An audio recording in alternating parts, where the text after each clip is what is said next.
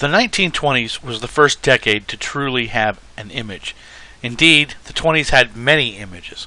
It was a decade of flappers, women who were consciously challenging standards about what was proper and improper women's behavior. It was a decade of... The 1920s began, from the standpoint of this cultural civil war, on May 1st, 1919, when bombs were discovered in the U.S. mail. These bombs were being delivered to prominent capitalists like J.P. Morgan, as well as to government offices, including the Supreme Court. In June, bombs exploded in 8 cities, and on September 15th, 1919, a bomb went off on Wall Street contained in a peddler's cart, killing 30 and injuring hundreds. The suspicion in all of these cases was that alien radicals were trying to destroy the power centers of the United States. An $80,000 reward was offered, but the perpetrators were never found. These bombings set off a period that was referred to as the First Red Scare, and Americans weren't kidding around when it came to repression.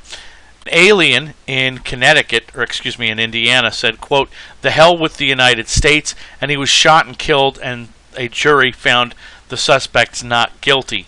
In Connecticut, a clothing store clerk spent 6 months in jail for saying that he thought Lenin was the brainiest of all of the world leaders. Now think about that. The idea that a person could say that another country's leader was the smartest of the world leaders, and that might put them in jail.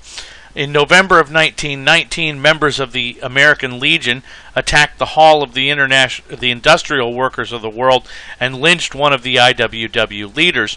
Federal officials responded to this by jailing 169 people, all of them IWW workers, not one of the people from the American Legion. This repression also extended to the government. In May of 1919, the House of Representatives refused to seat a man named Victor Berger, elected by his constituents, and the reason for refusing to seat Berger was that he was a socialist. The House vacated his seat, and Berger's district re-elected him, and again the House refused to seat him. For those of you wondering why the House would refuse to seat him or how the House could get away with this, under the Constitution, the House of Representatives has the right to determine their own membership. So if they decide they don't want somebody sitting with them, whether it's because of political party affiliation or whatever, they have the right to stop them. So Berger's seat gets vacated. He wins the election a second time. Rather than waiting for the House to vacate his seat a second time, he simply resigned and ultimately decided to run for the Senate because the Senate didn't have similar rules. In New York State, the state's legislature removed all socialists from their seats, effectively banning the Socialist Party within the state of New York. All of this culminated in something called the Palmer Raids, to which I referred to in the classes on World War I. In January of 1920, 4,000 suspected radicals were rounded up. Nearly 600 of them were deported by the Attorney General of the United States, a man named A. Mitchell Palmer. Now, this Red Scare and this battleground over radicalism is only one sign of the cultural conflict. Another battleground was over the issue of alcohol. On January 16th, 1920, the United States went dry, meaning every brewery, every distillery, every saloon, and every bar in this country was shut down. Groups of progressives led by women reformers had achieved something called prohibition. The Anti-Saloon League was the group that led these efforts, led by a woman named Carrie Nation and done in affiliation with groups like the Women's Christian Temperance Union. Now, why were women at the forefront of this movement? For the same reasons that I talked about when we talked about this stuff when we were dealing with the 1870s. The thinking was that men squandered their money by consuming alcohol, that they engaged in spousal abuse, child abuse, that working men who consumed alcohol had higher rates of industrial accidents. So when it came right down to it, women had the moral high ground. But prohibition turned out not to just be a women's issue. Large industry was concerned, as I mentioned here, but prohibition was possible in large part because of World War I. German families owned a lot of the breweries. Pabst, Busch, Miller, these were all family-owned breweries at the time, and every single one of them was owned by German families. So the assault on liquor was seen largely as a war measure. Now, the liquor industry did try to fight back on all of this. They argued, for example, that they paid more in taxes than the United States made in war bond sales, for example, but this didn't make any difference. The prohibitionists simply shifted gears and defended this not only as a war measure, but they also used it as a thinly veiled attack on Catholics, many of whom were also immigrants. Now, we need to take a step back here and look at what this argument entailed. During the early 19th century, Protestants in this country drank a lot. The United States was overwhelmingly Protestant as a nation, and the Protestants in this country drank a lot, about 7 gallons of alcohol per person per year on average. Now, over the early parts of the 19th century, Americans were drinking less and less, and drinking became associated with immigrants. Immigrants tended to see it as part of their cultural tradition. They saw it as helping differentiate themselves from native-born Americans. So when native-born Americans saw this, they began attacking immigrants via their alcohol consumption. What was going on here over the course of these first couple of decades of the 19th century was not that Americans were drinking less and immigrants were drinking more, simply a matter of immigrant consumption of alcohol was more conspicuous because Americans had decided to stop drinking so much alcohol. It's just a matter of conspicuous consumption. Now, when the wording of the Prohibition Amendment came out, when the Prohibition Amendment hit, the wording was very peculiar. The amendment banned the sale and the manufacture of alcohol through intoxicating liquors. The 18th Amendment read, quote, "After 1 year from the ratification of this article, the manufacture, sale, or transportation of intoxicating liquors within, the importation thereof into, or the exportation thereof from the United States and all territories subject to the jurisdiction thereof for beverage purposes is hereby prohibited." Now, this last sentence, "for beverage purposes is hereby prohibited," leaves one big loophole, and this was done intentionally. The government, in passing this amendment, had no intention of stopping Catholics from drinking sacramental wine. They had no intention of trying to stop Jewish families from drinking wine for ceremonial purposes on Friday nights. So this was not about religious practices or anything like this. This was strictly about beverage purposes. But even within the wording of the amendment itself, there's another major loophole here.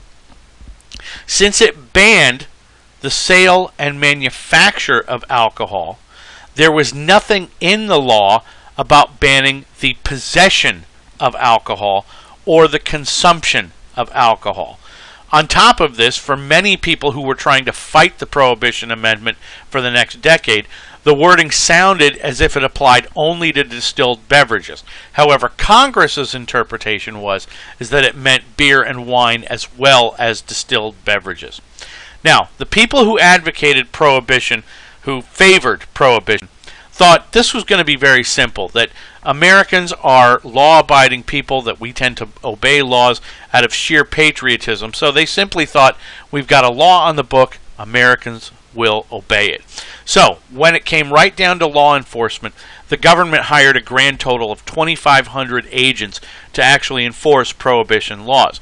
Now, some places, like Indiana, went beyond the law and banned things like hip flasks and martini shakers, with the thinking that if alcohol is banned, if manufacturing and sales are banned, you don't need to buy hip flasks or martini shakers.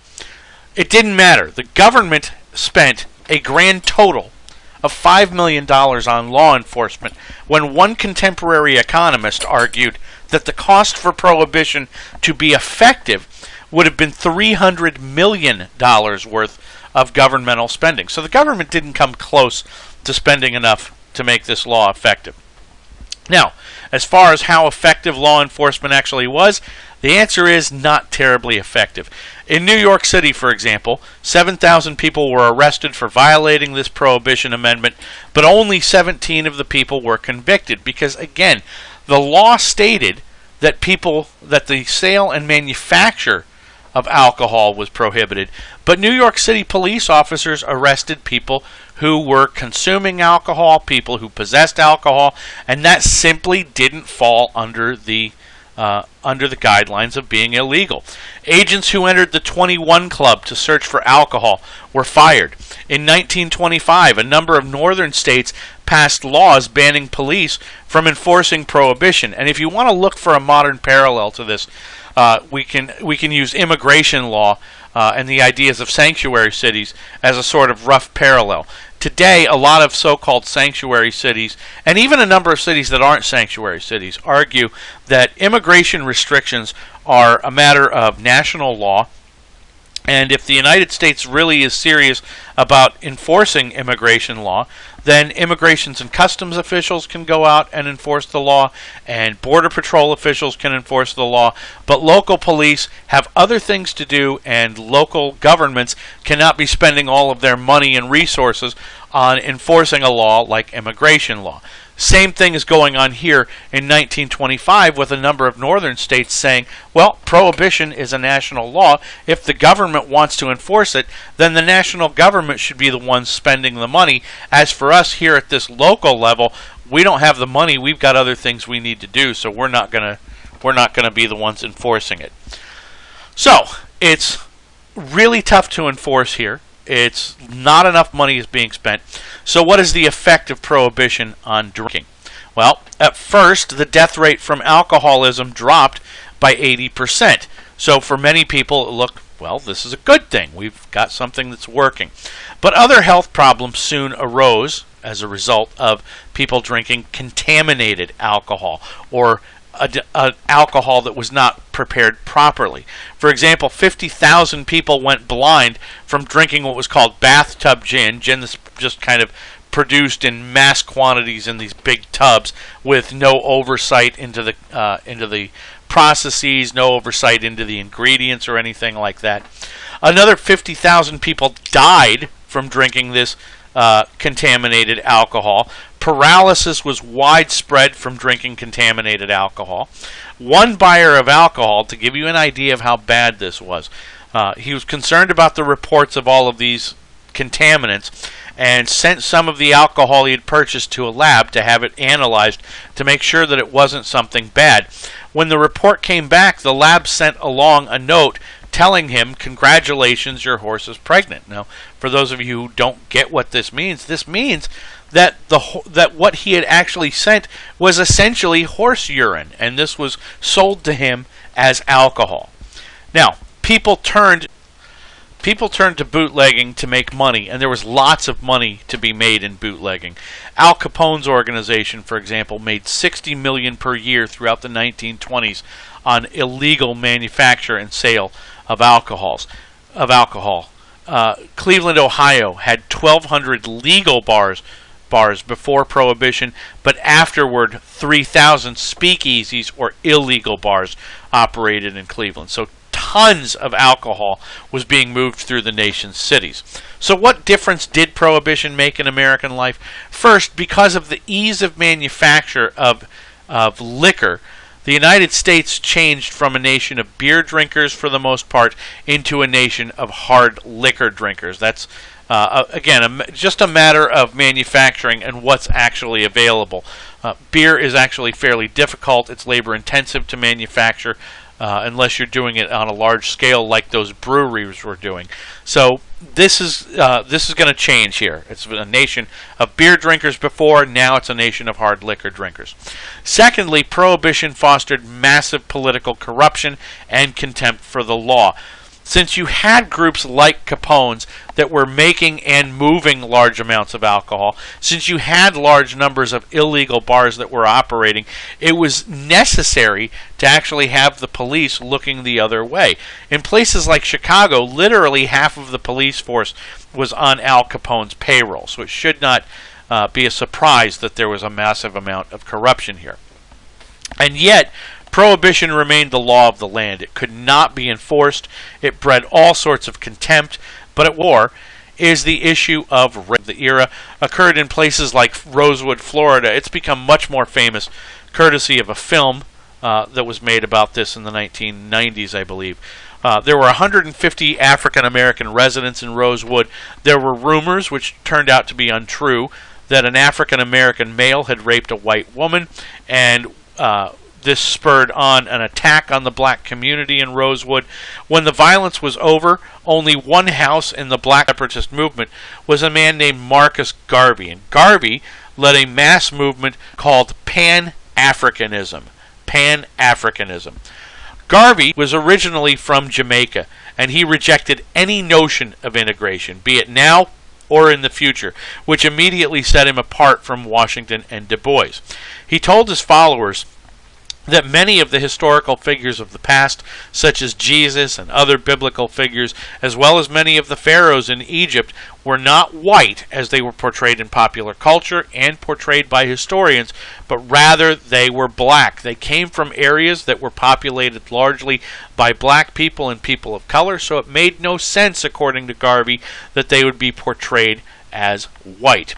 On top of that, he also had something called Pan-Africanism. This idea of Pan-Africanism was unique. It was more of an international idea, and it was something that was based on this notion that people had been in Africa and had gone all over the world from Africa. This idea is called a diaspora.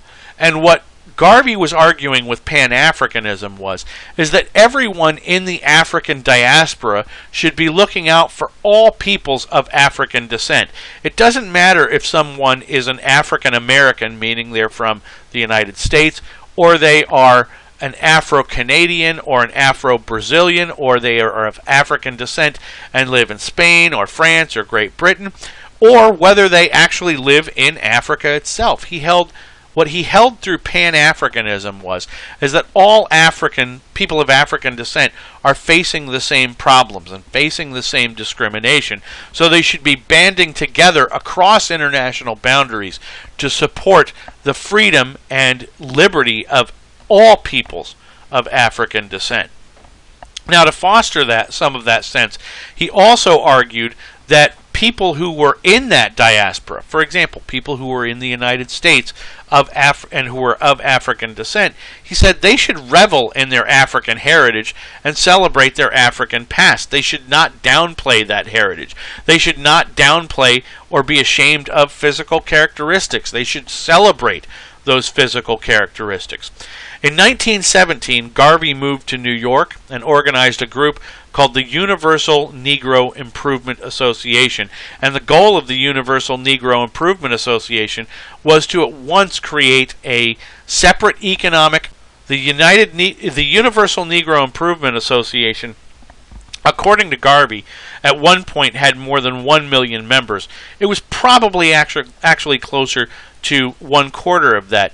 But even with 250,000 members and over 7,000 branches, the UNIA represented an enormous movement.